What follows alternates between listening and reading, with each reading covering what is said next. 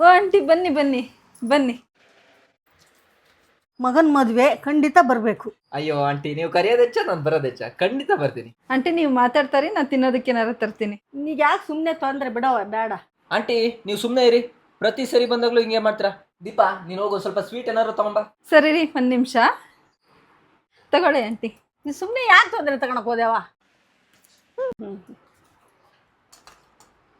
Aunty ಇನ್ನೊಂದು ಸ್ವಲ್ಪ ಪಾಯಸ ಹಾಕ್ಸ್ಕೊಳ್ಳಿ aunty. ಬೇಡ ಬೇಡ ಸಾಕು, ಬೇಡ ಬೇಡ. ಅವರು ಬೇಡ ಅನ್ನೋದು ಕಾಮನ್ನು, ನೀನು ಯಾಕೆ ಹೇಳ್ತೀನಿ ನಾನು? ನೀವು ಸುಮ್ಮನೆ ತಿನ್ನಿ ಆಂಟಿ. ಯಾಕೆ?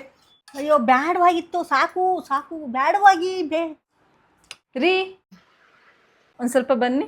ಆಂಟಿ ನೀವು ಸ್ವಲ್ಪ ತಿಂತಾ ಇರಿ, ಒಂದು ನಿಮಿಷ ಬಂದೆ. ರೀ ಅವರು ಬೇಡ ಅಂತಿದ್ದಾರೆ, ಸುಮ್ಮನೆ ಹಾಕಿ ವೇಸ್ಟ್ ಆಗಲ್ವಾ? ಅದು ಹಂಗಲ್ಲ ಕಣೆ, ಕೆಲವೊಬ್ಬರಿಗೆ ತಿನ್ನೋ ಆಸೆ ಇರುತ್ತೆ, ಆದರೆ ಎಕ್ಸ್ಟ್ರಾ ಕೇಳಿದರೆ ಅವ್ರು ಎಲ್ಲಿ ಏನಾದರೂ ಅನ್ಕೊಂತಾರೂ ಒಂದು ಸಂಕೋಚ ಇರುತ್ತೆ. ಅದಕ್ಕೋಸ್ಕರ ನಾವೇನು ಮಾಡಬೇಕು ಅಂತ ಟೈಮಲ್ಲಿ ಎಕ್ಸ್ಟ್ರಾ ಆಗದೆ ಇದ್ರೂ ಚಿಂತೆ ಇಲ್ಲ, ಮುಂದೆ ಒಂಚೂರು ಸ್ವಲ್ಪ ಕೈ ಮುಂದಾಗ ಹಾಕಿದ್ರೆ ಸಾಕು, ಸರಿನಾ? ಅದು ನಿಜ ಕಣ್ರಿ. ಅವ್ರು ನೋಡು ಪಾಯಸನ ಎಷ್ಟು ಎಂಜಾಯ್ ಮಾಡ್ಕೊಂಡು ತಿಂತಿದ್ದಾರೆ.